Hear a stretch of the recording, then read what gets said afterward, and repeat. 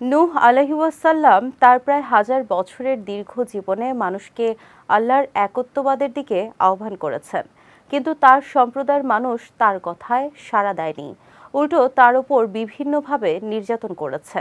তাই পবিত্র কোরআনে আল্লাহ নূহ আলাইহিওয়াসাল্লামের একটি গুণের প্রশংসা করেছেন। বিস্তারিত ডেস্ক রিপোর্টে।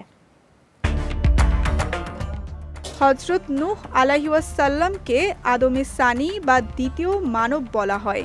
তার জাতির খোদাদ্রোহিতা এবং সত্য পথ থেকে বিচ্যুতির কারণে আল্লাহ তাআলা শাস্তি হিসেবে পৃথিবী জুড়ে বন্যা দিয়েছিলেন। এই বন্যায় অল্প কিছু মানুষ ছাড়া সবাই মারা যান। পরবর্তীতে তাদের মাধ্যমেই মানবজাতির বিস্তার ঘটে। এজন্য নূহ আলাইহিওয়াসাল্লামকে আদমে সানি বলা হয়।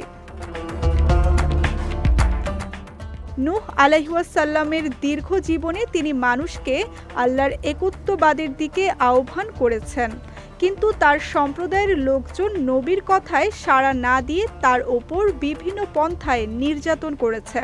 তাদের আঘাতে নূহ আলাইহিওয়াসাল্লাম অনেক সময় রক্তাক্ত এবং বেহুশ হয়ে পড়ে থাকতেন।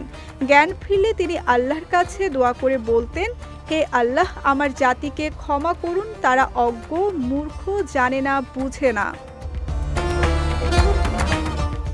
কিন্তু শতাব্দীর পর শতাব্দী প্রাণপণ চেষ্টা করেও নূহ আলাইহিওয়াসাল্লামের সম্প্রদায় আল্লাহ তাআলার ওপর ঈমান আনেনি।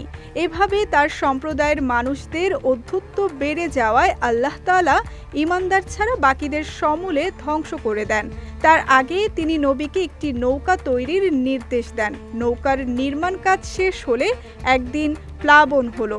আসমান থেকে মুষলধারে বৃষ্টি নামলো, ভূমিতল থেকেও উথলে উঠল পানি। নূহ আলাইহিওয়াসাল্লাম ঈমানদার মানুষ এবং জোড়া জোড়া প্রাণী নিয়ে নৌকায় চড়লেন। এই প্লাবনে নৌকার আরোহী ছাড়া পৃথিবীর সব প্রাণী মারা যায়। ঈমানদার মানুষের পৃথিবী গড়তে নূহ আলাইহিওয়াসাল্লাম তার জীবনের সিংহভাগ কষ্ট করে গেছেন। দুঃখ কষ্টে আল্লাহ তাআলার উপর ধৈর্য ধারণ করেছেন এবং আল্লাহ তাআলার কৃতজ্ঞতা প্রকাশ করেছেন। আল্লাহ তাআলা তার এই গুণটি পছন্দ করেছেন এবং পবিত্র কোরআনে এই গুণের প্রশংসা করেছেন।